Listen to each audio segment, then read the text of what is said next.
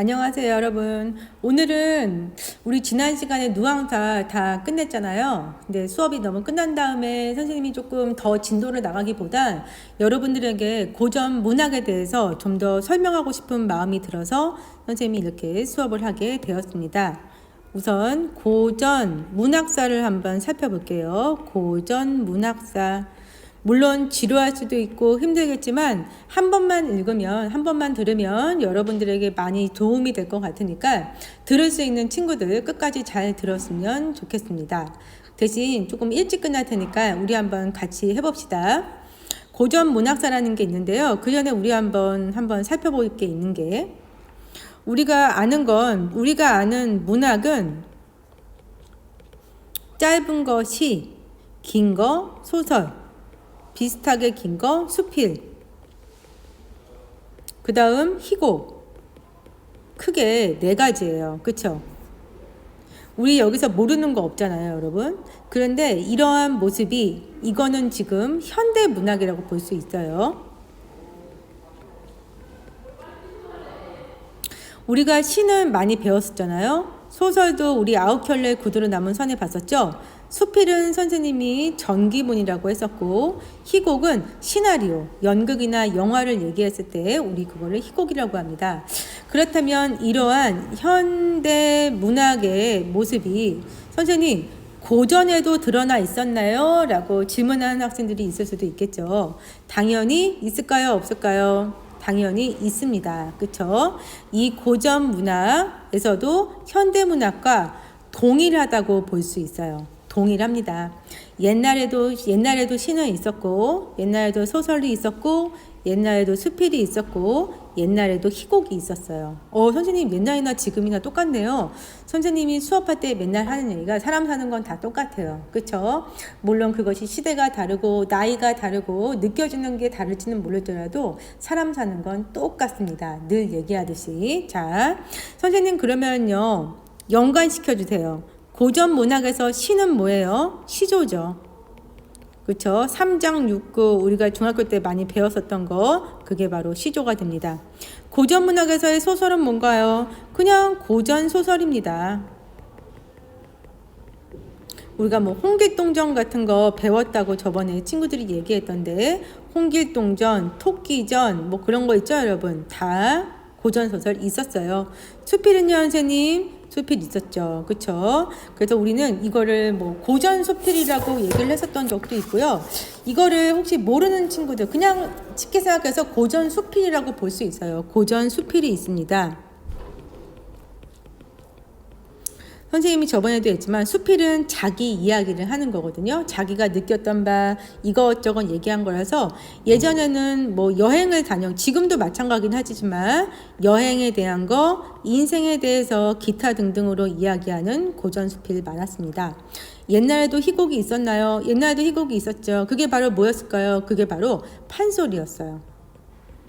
그 다음에 뭐 탈춤 같은 거, 그 다음에 민속극, 이런 것도 다 희곡에 속한다고 볼 수 있습니다. 선생님 진짜 옛날에 있는 거랑 지금에 있는 게 옛날에도 그대로 있었네요. 맞아요. 옛날에도 그대로 있었어요. 별로 다르지 않으니까 여러분들 너무 겁먹을 필요 없습니다. 자, 그러면 살펴볼까요? 우리가 현대문학 했으니까 우리가 이제 2학기 때 선생님이 뭐 배운다고 했죠? 2학기 때는 고전문학을 배운다고 했으니까 고전문학에 대해서 좀 더 깊이 살펴보는 시간을 갖도록 하겠습니다. 그 전에 우리가 지난 시간에 설명했던 거가 있었어요. 그게 뭐냐? 여러분들 요거 우리가 첫 시간에 했었던 거 기억이 날지 잘 모르겠네요. 한번 살펴볼까요? 잠시만요. 색깔을 한번 볼게요. 보면은 여러분들 어떠냐면 요렇게 선생님이 했었던 기억이 납니다. 여러분들 기억나시나요? 기억나는 학생이 있으면 정말 좋겠네요. 여기는 여기, 여기는 여기. 선생님이 이 그래프 가운데 중심에다가 이렇게 색칠을 했습니다. 요거는 좀 높고 슝 내려갔다가 점점 높아지고, 또 슝 내려갔다가 점점 높아지고, 그리고 슝 하고 내려갑니다. 여러분들 저번에 얘기했듯이 배가 너무 고프면 밥을 먹어요. 그럼 배가 어떻게 될까요? 배가 불러요. 또 배가 고파지죠? 다시 밥 먹으면 배불러죠? 다시 배고프죠? 다시 밥 먹으면 배고파지죠? 배 불러지죠? 그 다시 배가 고파집니다. 똑같이 또 한 번 더 해볼게요. 매운 걸 먹죠? 그럼 안 매운 게 먹고 싶고요. 그러다 보면 또 느끼해서 또 매운 거 먹고 싶죠? 그럼 또 안 매운 거 먹고 싶고, 또 매운 거 먹으면 또 안 매운 게 먹고 싶어집니다. 그쵸? 또 하나 예를 들어볼까요? 뜨거운 거 먹으면 너무 뜨거워서 차가운 거 먹고 싶고요. 차가운 거 먹으면 너무 추우니까 뜨거운 거 먹고 싶고, 다시 차가운 거 먹으면은 다시 뜨거운 거 먹고 싶고, 다시 차가운 걸 찾게 됩니다. 이 얘기를 왜 하냐? 이런 건 어때요? 이제 이것도 사람 사는 모습이랑 똑같지 않나요? 근데 사람 사는 모습이 문학에도 그대로 드러난다고 선생님이 저번에 얘기했었어요. 왜 사람 사는 모습이 문학에 드러날까요? 왜냐? 문학은 누가 쓰는 것이다? 맞습니다. 사람이 쓰는 겁니다. 사람의 마음으로 쓰는 거예요. 마음 혹은 상황. 사람이 누구죠? 작가가 되겠죠? 작가가 상황에 맞게 쓰는 것, 그걸 바로 우리는 문학이라고 합니다. 아까도 얘기했죠, 선생님이. 고팠다가 왔다, 배불렀다가 고팠다가 배불렀다가 왔다 갔다 하는 것처럼 사람의 마음을 표현하는 것이 문학이라는 거죠. 근데 우리가 생각하는 문학이라고 하는 거, 여러분들 책 읽는 거 좀 쉬워요, 어려워요? 그렇죠? 요즘 학생들 텍스트를 가지고 책 읽는 거 굉장히 힘들어하죠. 문학이란 기본적으로 지성인이라는 생각을 많이 합니다. 그리고 지식의 집합체죠. 지식이라고 한다는 건 뭐 수학, 영어, 국어, 과학, 사회처럼 그런 것만 생각하면 안 돼요. 물론 교과적인 차원에서의 지식도 있지만 인생에서의 지식도 있는 것입니다. 그렇죠? 당연한 거겠죠? 그러면 대부분 교과로서의 지식은 국어 시간에 배우면 안 되겠죠? 교과로서의 지식은 언제 배운다? 과학 시간이나 사회 시간에 배우는 거예요. 그렇다면 인생에서의 지식은 언제 배우나요? 바로 이 인생에서의 지식 중에서도 인생에서의 지식은 언제 배운다? 바로 여러분들과 선생님이 지금 있는 문학 시간에 배우는 겁니다. 인생이 사람의 마음, 사람의 상황, 사람이 살아가는 인생의 모습을 그린 것, 그리고 그러한 인생 지식의 집합체를 배우는 시간이 바로 먼저다? 문학 시간이라는 겁니다. 어때요? 그러면 조금 더 쉽게 여러분들에게 친근하게 다가갈 수 있겠죠? 자, 그렇다면 이 그래프를 선생님이 왜 그런지 한번 살펴볼게요. 그런데 문학이라는 건 지성인 지식의 집합체다 보니까 쉽진 않아요. 솔직히 어려운 건 사실입니다. 남의 이야기를 듣는 거 그렇게 쉽지 않거든요, 여러분. 자, 그렇다면 처음에 문학은 언제부터 시작을 했나요? 처음에 문학, 우리가 알고 있는 고전 문학의 처음은 정말 말 그대로 고전입니다. 고조선이라고도 볼 수 있고요. 삼국시대로도 볼 수 있어요. 근데 고조선과 삼국시대의 문학은 그렇게 많이 남아있지 않아요. 너무 옛날이기도 했고 옛날부터 우리나라가 문자가 있었던 것도 아니었기 때문에 그렇게 많은 작품들이 있진 않아요. 근데 삼국시대 다음이 언제였을까요? 고려시대였죠. 그 다음은 조선시대죠. 조선시대 우리나라 잘 못 살았죠. 너무 못 살아서 일제강점기가 되고 현대가 됩니다. 근데 이러한 것이 정말 기가 막히게 딱딱 들어맞아요. 선생님 이게 어떻게 이렇게 딱딱 들어맞나요? 자, 요거 어떻게 들어맞는지 한번 살펴보도록 합시다. 고조선 때는 글을 쓸 수 있는 사람, 이게 어려울 수밖에 없는 이유를 설명할게요. 고조선 때는 내용이 어려울 수밖에 없었던 이유가 뭐냐? 그 이유는 잠시만요. 고조선 때 내용이 어려울 수밖에 없었던 이유는 고조선 때나 삼국시대 때 좀 끝나면 또 얘기할게요.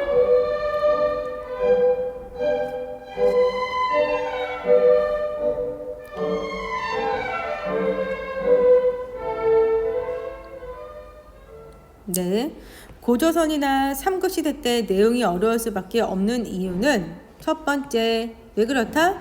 고조선 때, 삼국시대 때 글을 알고 글을 쓰고 문학을 쓸 수 있는 사람들이 낮은 계층이었을까요? 위의 계층이었을까요? 지금도 마찬가지긴 하지만 굉장히 상류층이었어요.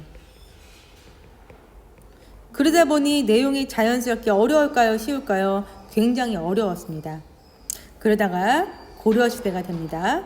고려시대 때가 저번에도 얘기했던 것 같은데 우리나라에서 가장 공부 잘하는 사람들을 무시하고 공부보단 무엇을 더 잘하는 거? 전쟁터에서 전투를 잘하는 사람을 좀 더 인정했었던 우리나라 시대 유일한 시대가 바로 무슨 시대다? 고려시대가 됩니다. 고려시대 때는 공부보다 전쟁, 전투력을 좀 더 강조했기 때문에 이때는 글에 대해서 사람들이 좋게 생각했을까요? 싸움, 힘에 더 좋게 생각했을까요? 싸움과 힘에 대해서 좀 더 강력하고 멋지다고 생각했겠죠? 그러다 보니까 자연스럽게 문학을 쓴다거나 글을 쓴다거나 하는 활동을 제대로 하지 않았어요. 그러니까 내용이 조금 쉬워지고 많은 작품들이 나오지 않았을 때입니다. 그러다가 고려시대 지나고 조선시대가 됩니다. 조선시대는 사대부들이 힘이 셌을 때예요. 선생님, 사대부는 뭔가요? 사대부는 아주 쉽게 얘기해서 유교 사상이라고 생각을 하면 됩니다. 유교 사상은 말 그대로 사람이 가지고 있는 학문에 대해서 보다 강조하는 그런 시기였어요. 그쵸? 학문, 가르침, 공부하는 것에 대해서 강조를 하다 보니까 이때는 작품들이 대부분 어떻게 했다? 많이 나오고 다양했고 정말 풍부한 문학에 대한 여러 가지 모습이 바로 나왔던 때가 바로 조선시대가 됩니다. 그러다가 조선시대 다음에 우리나라가 망했다 그랬죠? 우리나라가 정치를 제대로 못하고 사람들이 너무 힘든 생활을 하다가 결론은 일제강점기 일본 사람들에 의해서 내용이 굉장히 우리나라가 완전히 그 식민지화 됩니다. 그러다 보니까 내용이 어떻게 됐냐? 어렵게 얘기하면 사람들이 요때 여러분들 쉽게 얘기해서 요때를 기점으로 이 전까지는 누구만 공부를 할 수 있었을까요? 상류층만 공부할 수 있었어요. 서민층은 공부할 수 없었어요. 근데 요때 이후로는 어떻다? 모든 사람들이 평등하게 공부할 수 있었어요. 평등하게 모두 공부할 수 있었어요. 그러다 보니까 그전에는 상류층이 하다 보니까 내용이 너무너무 어렵고 지루하고 재미없고 그랬다면 이때 이유는 모든 사람들이 평등하게 공부를 하고 너나 나나 글을 쓸 수 있고 너나 나나 글을 읽다 보니까 모든 사람들이 함께 즐길 수 있는 보다 쉬운 문학의 세계가 도래를 했던 거죠. 물론 요즘 시대에 들어서는 어려운 문학도 많이 나오긴 하지만 그것보다는 좀 더 모든 사람들이 평이할 수 있는 그런 문학의 세계가 많이 등장을 하게 된 겁니다. 아, 그랬군요. 선생님, 이 세계를 보니까 생각보다 참 세상이 잘 돌아가고 인간은 사는 세상은 정말 비슷비슷하네요. 맞아요. 비슷비슷합니다. 자, 그렇다면 우리가 지난 시간에 배웠던 누항사, 이거 임진왜란 때 장군님이 쓰신 거라고 했죠? 이 임진왜란도 무슨 시대였을까요? 맞아요. 요때 조선시대입니다. 여러분들 이거를 기점으로 여기까지가 고전문학이고 여기서부터는 지금까지는 현대문학으로 봅니다. 그렇다면 이 고전시대, 고전, 삼국, 고려, 조선시대 중에서 가장 많은 문학작품이 나왔던 언제였을까요? 맞습니다. 바로 조선시대 때 가장 많은 문학작품이 나옵니다. 그렇다면 옛날에 배웠던 옛날 조선시대의 문학작품으로는 도대체 어떤 것들이 있는지 그 종류를 살펴보는 시간을 한번 가져볼게요.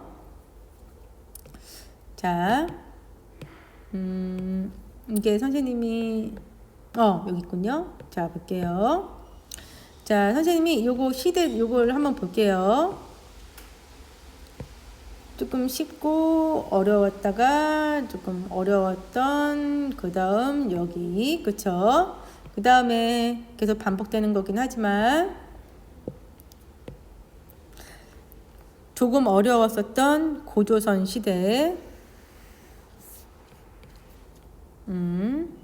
조금 어려웠을 때가 고조선. 내용이 다소 쉬웠을 때가 고려.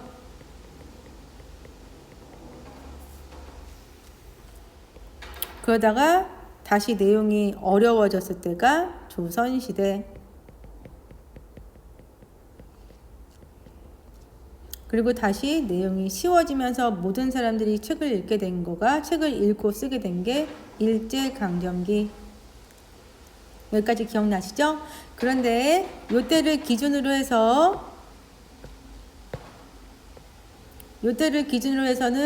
더 이상 고전 문학이 아니라 일제 문학 때부터는 사람들이 무슨 문학이라고 했을까요? 맞아요. 요때부터는 바로 현대 문학이 된다. 어디까지가 고전 문학이다? 맞습니다. 여기까지가 고전 문학이 된다. 고전 문학 중에서 고조선, 고려, 조선 때까지 해서 가장 문학 작품들, 고전 문학이 가장 많이 나왔을 때는 바로 언제다? 맞아요. 조선 시대가 됩니다. 그렇죠? 아, 그렇군요. 선생님, 그렇다면 이 조선시대의 문학, 이때는 과연 어떤 문학들이 있었을까요? 조선시대에 많이 쓰였던 문학들 한번 살펴보도록 합시다. 자, 볼게요.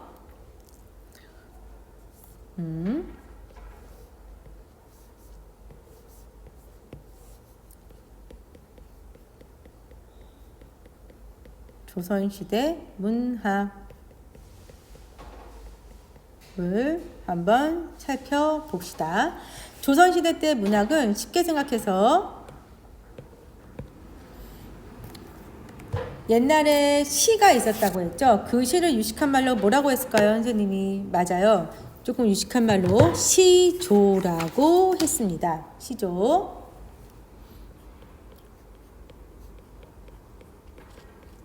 근데 지금 현대의 시가 시조였는데 조선시대 땐, 그렇죠. 근데 조금 헷갈리니까 다시 한번 써볼게요, 선생님이 쉽게 여러분들 이해할 수 있게. 자, 그래도 좀 쉬워야 되니까 한 번 더, 요거 더 쉽게 한번 했다니까 한번 살펴봅시다.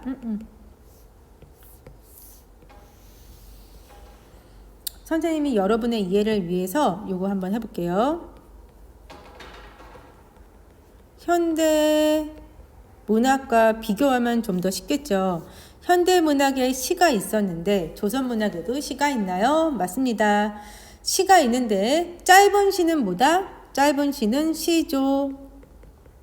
긴 거는 우리가 배웠던 누엉사와 같은 뭐라고 할 수 있다? 가사라고 볼 수 있습니다. 두 번째, 현대문학에 소설이 있었는데 조선시대에도 소설이 있었나요? 맞습니다. 이때는 다만 두 개의 소설이 있었어요. 그게 뭘까요? 이때는 조선시대까지만 해도 한글이 처음 나왔잖아요. 완벽한 모습은 아니었을 거예요. 그러니까 기존의 사람들은 소설을 두 가지로 썼습니다. 뭘까요? 한문으로 썼겠죠. 그렇죠? 한문 소설, 그리고 한글로 썼었던 한글 소설, 혹은 국문 소설이 있었습니다. 아, 그랬군요. 자, 그 다음 거 한번 볼게요. 그 다음은 세 번째. 수필이 있는데 옛날에도 수필이 있었나요? 맞습니다. 옛날에도 수필이 있었어요. 그건 그냥 고전 수필이었습니다. 그 다음 4번. 옛날에는 요즘의 희곡, 우리가 얘기하는 시나리오, 연극이나 영화 속에 나오는 시나리오라고 하는 희곡, 옛날에도 있었나요? 있었습니다.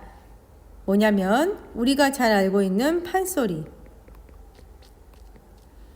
우리가 잘 알고 있는 민속극이죠. 선생님, 민속극이 뭔가요? 민속극은 탈춤, 그 다음에 인형극, 가면극, 창극이 있습니다. 아, 그랬군요.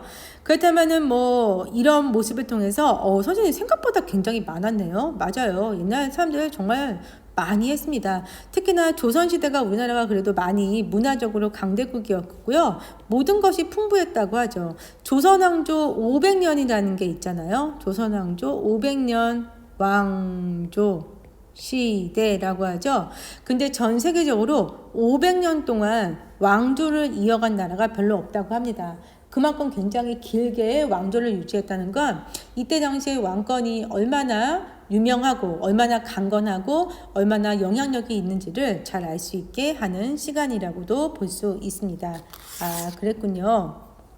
그 다음 이 각각의 작품들에 대해서 내용 정리, 특징만 살펴보면서 오늘 수업 끝내보도록 하겠습니다. 우리가 알고 있는 시조라는 게 있어요. 그렇죠? 뭐 이런들 어떠하리 저런들 어떠하리. 저번에 조금 전에도 얘기했듯이 뭐 삼장육구다,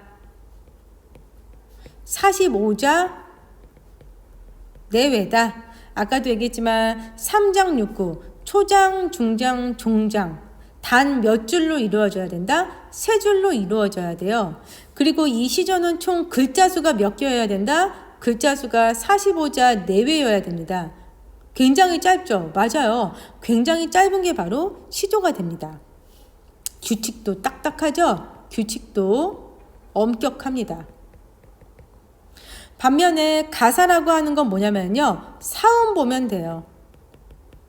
사음 보면 되고 길이에 제한이 없습니다.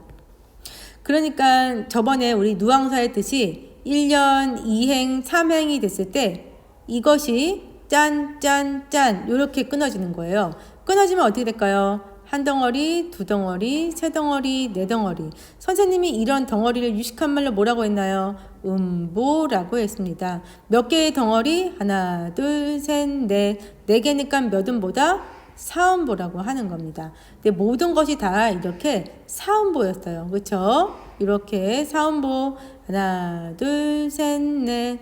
하나, 둘, 셋, 넷. 사음보로 이어지고 길이는 무제한. 100줄이 되는 것도 있고 200줄이 되는 것도 있고 300줄이 되도 있고 상관없습니다. 길이 제한은 없는 걸 뭐라고 한다? 가사라고 합니다. 자, 그 다음 거 한번 볼게요. 소설이라는 게 있어요, 선생님. 소설은 어떤 건가요? 옛날이나 지금이나 굉장히 소설은 똑같습니다. 그런데 옛날 사람들이 이 조선시대 사람들이 가장 공부했다는 그런 어르신들 중에서 조선시대 문학 중에서 가장 싫어했던 조선시대 문학이 있어요. 그게 뭐였을까요? 바로 소설입니다. 왜요? 여러분들 시조나 가사는 어떤 내용에 대해서 의미를 추구하지만 소설이라고 하는 거는 진짜 머릿속으로 이어지는 상상의 이야기잖아요. 옛날 어르신들은 뜬구름 잡는 얘기를 하고 이런 소설이라고 하는 것이 상상력을 기본으로 하고 있는데 이 상상력은 쉽게 얘기하면 현실과 동떨어졌다는 거죠. 그러니까 이거를 좋게 생각하는 상상력이라고 보지 않고 뜬구름 잡는 허상이라고 생각한 거예요. 허구. 눈에 보이지도 않는 이야기로 사람들의 마음을 혼란스럽게 만든다고 했어요. 만드는 요물이다 라고 하면서 소설을 무시합니다. 그래서 조선시대 때 문학은 상대적으로 무슨 문학이 가장 많이 나타나진 않았다? 이 소설 부분이 많이 나타나지 않았다라고 보면 됩니다. 아, 그랬군요. 한문소설은 말 그대로 한문이에요. 그냥 한문으로 쓴 거고요. 대표적인 사람은 박지원이라는 사람이 있었고요. 김시습도 있었고요. 정약용도 있었습니다. 근데 아까도 얘기했지만 혼란스럽게 만드는 것이라고 모든 사람들이 무시했을 때 그럼에도 불구하고 끝까지 소설을 쓴 멋진 유학자들인 거죠. 이런 모든 선입견 같은 거를 타파하고 문학을 쓴 거니까 굉장히 대단한 분들이라고 볼 수 있습니다. 그 다음 한문소설은 우리가 아는 거 최초의 한문소설은 바로 뭐다? 그쵸? 홍길동전이죠? 그쵸? 홍길동전으로 볼 수 있습니다. 그러면 홍길동전을 시작으로 해서 이제 다양한 공문소설, 우리의 문학에 나오는데요. 한문소설 같은 경우에는 요때는 한문이 좀 더 귀한 글씨였겠죠. 그쵸? 한글은 인간 평민들이 쓰는 거라서 조금 무시했기 때문에 한문 소설을 좀 더 멋있는 문장으로 썼다고 생각했었고, 소설이라는 것은 사람의 마음을 혼란스럽게 여기는 것을 무시했기 때문에 요때는 한문 소설은 자신의 이름을 걸고 그래도 양반들이 지었다면, 요 한글 소설 같은 경우에는 작자 미상인 경우가 많습니다. 정말 작자 미상이라고 한 이유는 아마 요때도 쓴 그 문학 작품을 쓴 사람들이 양반들이었을 거예요. 근데 이 양반들이 자기 이름을 걸고 문학 작품을 썼다면 사람들이 아마 무시했을 것 같아요. 그쵸? 한문도 아니고 한글로 글을 써? 그리고 멋진 시조를 쓰는 것도 아니고 사람의 마음을 혼란스럽게 여기는 요물과 같은 이런 소설을 써? 라고 사람들이 무시하다 보니까, 그래도 사람이 글을 쓰고 싶어하는 욕구는 있으니까 작자 미상, 이름을 내걸지 않고 문학작품들을 많이 썼을 겁니다. 그 다음 고전수필이 됩니다. 고전수필은 말 그대로 그런 거예요. 내가 여행을 갔다 왔어. 여행을 갔다 왔을 때 내가 인생을 살아보니까 정말 그런 거 같더라. 그 다음에 전기라는 게 뭐냐면 위인전입니다. 내가 인생을 살아보니까 이런 것 같아 라고 하는 위인전, 이런 것이 있을 수 있습니다. 그 다음 희곡이에요. 희곡은 말 그대로 시나리오, 연극, 영화로 볼 수 있겠습니다. 그렇겠죠? 자, 볼게요.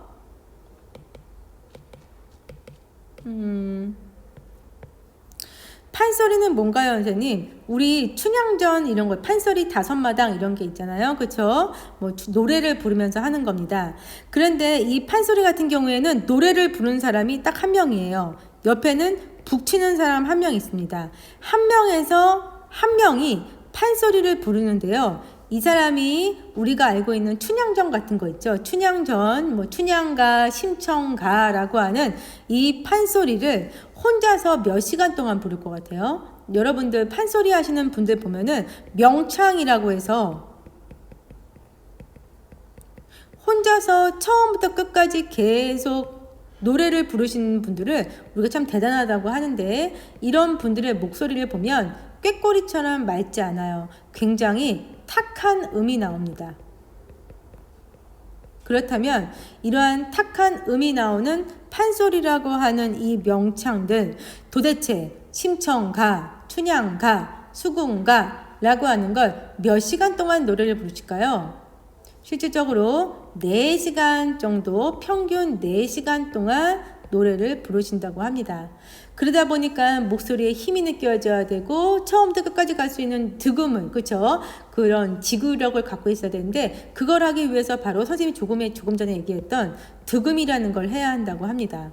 여러분들 4시간 동안 친구들하고 말하는 것도 힘들어요. 그쵸? 근데 노래를 4시간 동안 부르려면 정말 힘들겠죠. 정말 고도의 숙련된 솜씨가 아니면 안 된다고 합니다. 그리고 그런 것은 득음의 과정을 거쳐야지만 가능하다고 합니다. 근데 이러한 판소리가 우리나라에서는 대단하다고 하지만 우리나라보다 더 유명하게 많은 사람들이 즐겨 이 노래를 듣고, 굉장히 우리나라의 명창들이 해외에 나가서는 진짜 큰, 정말 어마무시한 대접을 받는다고 합니다. 이런 명창들이 오페라 가수하고 똑같은 거예요. 그러면 어떤 나라에서 특히 이 판소리가 유명하냐? 프랑스에서 굉장히 유명하다고 합니다. 그렇죠? 프랑스에서 정말 인기 작품으로, 인기 공연으로 많이 불려주고 있는 게 바로 무엇이다? 판소리라고 하는 것입니다. 아, 그랬군요. 자, 그 다음 민속극이 됩니다. 민속극은 뭔가요? 여러분들 잘 알고 있죠? 탈 쓰고 탈춤 추는 거, 인형들이 나와서 인형극 하는 거, 탈춤하고 비슷하게 가면 쓰고 하는 거, 창극, 판소리랑 비슷해요. 창극을 하지만 이런 것들의 차이점은 뭐냐? 판소리와 민속극의 가장 큰 차이점은 뭘까요? 혹시 아는 친구들 있을까요? 그건 바로 판소리는 1인이에요. 한 명이 하는 거라면 민속극은 뭐다? 한 명이 아닙니다. 다양한 역할이 있습니다. 다양한 역할극을 하는 것을 바로 민속극의 특징이 됩니다. 그쵸? 혼자서 하는 거, 다양한 사람이 함께 하는 거 이거를 차이점이라고 볼 수 있습니다. 그리고 우리가 지난 시간에 배웠던 누항사는 이런 수많은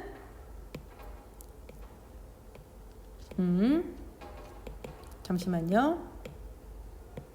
그리고 우리가 지난 시간에 우리가 지금 말했던 조선시대 문학의 종류, 이 많은 것들, 시조, 가사, 한문소설, 한글소설, 수필, 판소리, 민속극 중에서도 탈춤, 인형극, 가면극, 창극 중에서 우리가 지난 시간에 배웠던 것은 바로 무엇이었다? 뭐였을까요, 여러분? 맞습니다. 바로 가사. 요 부분에 있는 겁니다. 그쵸? 가사 중에서도 가장 유명한 가사 중에 하나, 우리는 지난 시간에 무엇을 배웠을까요? 누항사를 배웠던 겁니다. 자, 이게 전반적인 문화, 조선시대 문학의 흐름이 될 수 있어요. 조금 내용이 어려울 수도 있고 낯설기도 했지만 여러분들이 이 시간을 통해서 다시 한번 조선시대 문학의 흐름에 대해서 이해를 했다면 선생님은 더 이상 더할 나위 없이 기쁘고 행복할 것 같습니다. 내용은 어렵지만 한 번 정도 알아준다면 조금 더 깊이 있게 문학을 살펴보는 좋은 시간이었다고 생각을 합니다. 정말 여러분들 수고 많았고요. 다음 시간 선생님이 또 재미있고 알찬 시간을 유지할 수 있도록 노력해 보겠습니다. 오늘 수고 많았습니다.